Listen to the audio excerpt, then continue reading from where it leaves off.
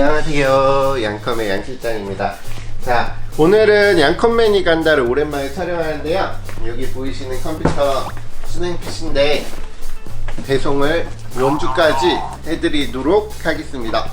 그러면 이따 뵙겠습니다.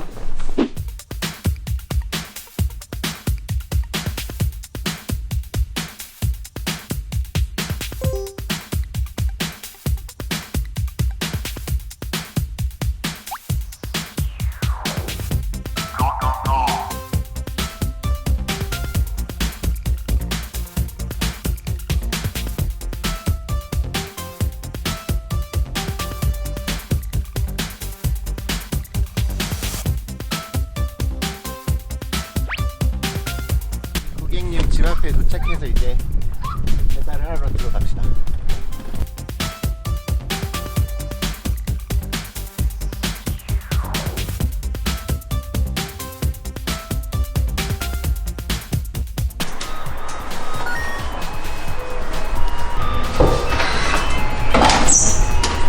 안녕하세요. 일단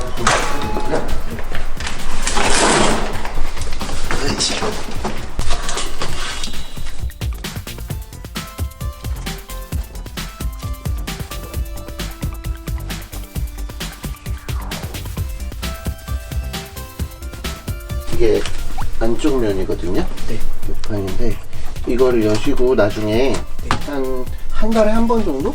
많으면 네. 저거 2달에 3달에 한 번 정도는 눌러주셔야 돼요. 여기 밸브 있거든요. 네. 이걸 눌러주셔야 돼요. 이거 누르면 눌려요. 네. 압력을 빼줘야지 이게 안 터지거든요. 아. 그래서 이거만 주기적으로 눌러주시면 돼요. 네. 네. 그거 말고는 따로 특이사항은 없으세요.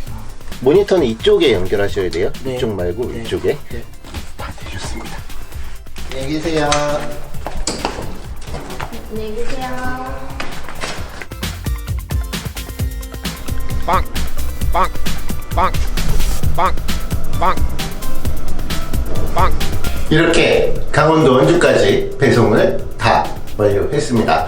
그러면 제가 얼마 전에 올려드렸던 Q&A 여러분들의 질문에 답변을 드리도록 하겠습니다. 오늘은 양컴맨이 간다 영상이 조금 짧았죠. 이유는 여러분들이 남겨주신 질문에 답변을 드리려고 이렇게 양컴맨이 간다 영상을 조금 짧게 했고요. Q&A 영상이 조금 길 거예요. 자, 일단 많은 분들이 이렇게 댓글을 남겨주셨는데 몇 가지만 골라서 답변을 드릴게요. 뭐 기본적인 거 빼고 조금 궁금하신 거에 대해서 답변을 좀 드릴 텐데, 일단 첫 번째 질문은 메인보드에 흔히 말하는 뽕페이지란 메인보드를 비싼 것을 쓰면 좋은 이유. 자, 메인보드를 비싼 걸 쓸 이유는 CPU 오버클럭을 하시는 분들 많으시죠. 그리고 고성능의 부품들 SLI나 크로스파이어 혹은 레이드 기능, 뭐 이런 여타 기능들을 많이 사용하시는 분들 있잖아요. 이런 기능을 사용하시는 분들이 고가의 메인보드를 사용하시는 편입니다. 당연히 저가형 메인보드보다 고가의 메인보드로 올라갈수록 성능이 좋아요. 그리고 전원부 페이지나 캐패시터, 그리고 칩셋도 당연히 다르겠고요. 그리고 SATA 사용 여부, 뭐 SLI, USB 3.0, 뭐 이런 기능적인 지원들 역시 완전히 다르죠. 이런 부분에 있어서 필요한 기능이 있고, 그리고 기본적으로 CPU나 메모리 오버클럭 혹은 레이드 기능 사용, 이런 부분에 따라서 많이 갈리게 되는데요. 저가형 고급형 메인보드는 그런 기능을 지원을 안 하는 보드들이 굉장히 많습니다. 그리고 CPU가 요즘 코어 수가 많아지고 스레드가 많아지잖아요. 코어 하나당 전원부 페이지 하나가 붙는 게 좋아요. 그래서 일정 이상의 CPU를 쓰시는 분들 혹은 오버클럭을 진행을 하신 분들, 이런 분들이 고가의 메인보드를 사용하는 것이 당연히 좋은 거고요.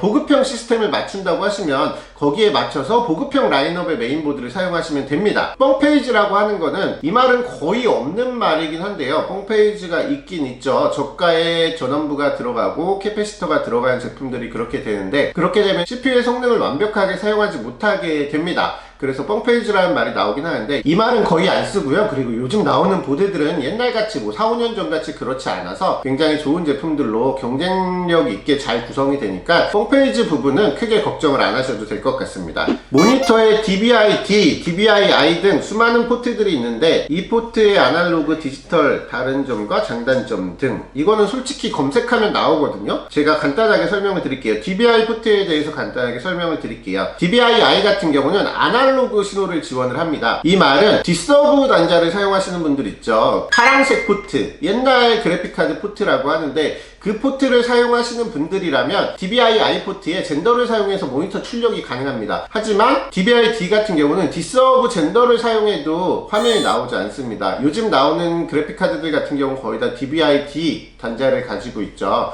그렇기 때문에 디서브 젠더를 사용해도 화면이 출력이 되지 않고요. 그리고 DVI-D 같은 경우는 QHD 해상도를 지원하는데 DVI-I 같은 경우는 QHD 해상도를 지원하지 않는 걸로 알고 있습니다.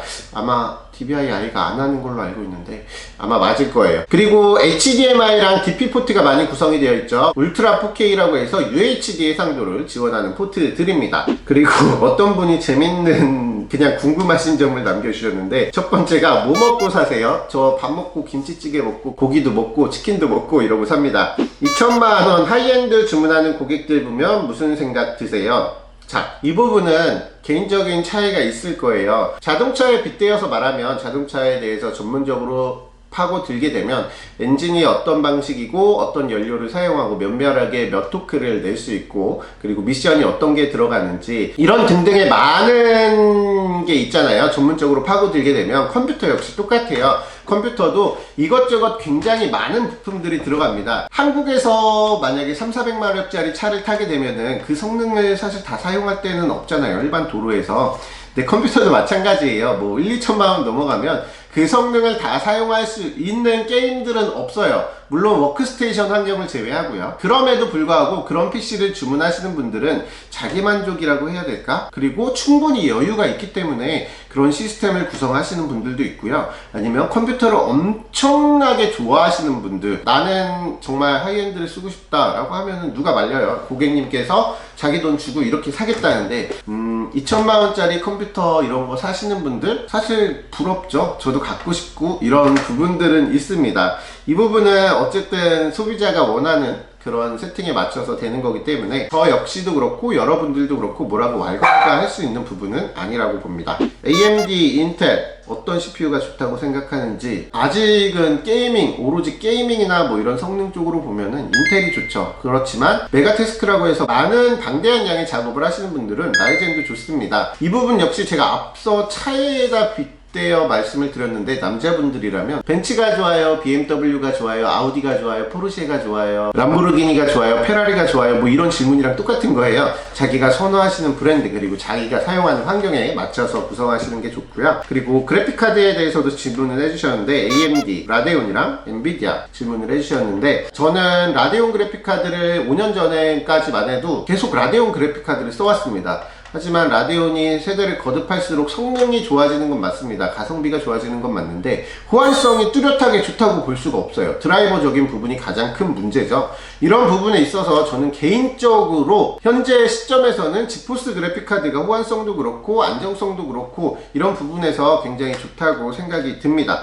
취미생활, 그리고 취미생활이 뭐냐고 질문을 주셨는데, 저의 취미생활은 자동차 타고 놀러 다니고, 그리고 여행 다니고, 강아지 데리고 놀고, 그리고 전자기기 되게 좋아합니다. 전자기기 사고 뭐 이런 거 좋아하니까 다른 사람들이랑 일반적인 취미 똑같습니다. 양컨맨이 간다, 지역 안 거르고 다니시는지요라고 물어보셨는데, 대한민국이라면 지역 안 거르고 웬만하면 다 다니는 걸로 합니다. 섬 지역은 일부 제외하고요. 그리고 이것도 개인적인 질문인 것 같은데, 그 직업은 돈 많이 버나요? 엄청 비싼 컴퓨터 만질 때 어떤 느낌이 나나요? 직원들 월급 주고, 그리고 저도 뭐 크게 생활하는데 문제 없을 정도? 그런 정도는 된다고 보시면 될 것 같습니다. 자, 그리고 다음 질문으로 넘어가서 지금 현재 1060 3기가 이상의 그래픽카드 중에서 가장 거품이 적은 그래픽카드, 당연히 네임밸류 우리나라에서 인지도가 크게 없는 그래픽카드들이겠죠. 그런 그래픽카드들이 거품이 좀 적습니다. 가격대도 저렴한 편이고요. 튜닝이 적용되지 않은 그래픽카드도 있잖아요. 뭐 백플레이트가 없다든가 LED가 안 들어오든가 그냥 무색이다라든가, 이런 그래픽카드들은 가격이 상대적으로 저렴한 편입니다. 그리고 컴퓨터 어떻게 배우셨나요? 저는 486 컴퓨터 혹시 아세요? 486 펜티엄4 왔을까? 그런 컴퓨터 어릴 때 초등학교 3학년 이때 어머니가 처음 살려서 그거 몇 년간 쓰면서 혼자 고치고 뜯고 막 이러다 보니까 기본적인 지식은 생기게 되더라고요. 계속 꾸준히 컴퓨터를 보게 되고 하다 보니까 이렇게 자연스럽게 배우게 되었어요. 어떤 분들은 자격증 있어야 되나요? 이런 거 여쭤보시는 분들이 있는데 자격증 같은 건 크게 필요 없습니다.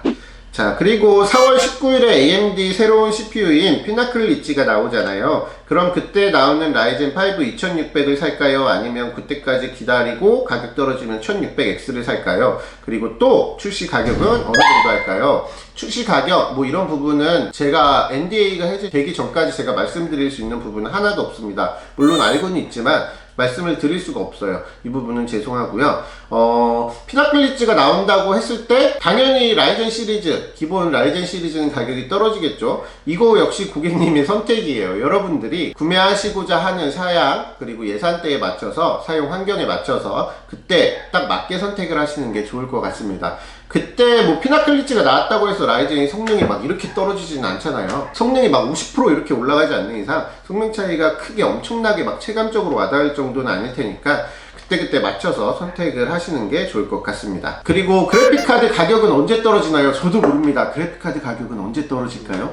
자, 한 가지 확실한 거는 지금 계속 꾸준히 메모리 가격이 오르고 있죠. 그래픽카드에 들어가는 메모리 가격도 계속 오르고 있고 그리고 엔비디아 칩셋 가격도 계속 오르고 있기 때문에 이 부분은 언제 떨어질지는 확실히 답변을 못 드리겠습니다. 그리고 2000번대 시리즈라고 가정을 할게요. 아무래도 칩셋 공급 문제와 메모리 공급 문제 때문에 가격적인 부분도 그런데 물량 수급이 아마 좀 어렵지 않을까라는 판단이 듭니다. 그리고 출시가 언제쯤 될지는 확실한 건 아닌데 일단 들리는 소문에 의하면 6월달에 대만에서 열리는 컴퓨텍스에서 공개가 되지 않을까라는 생각이 들긴 합니다.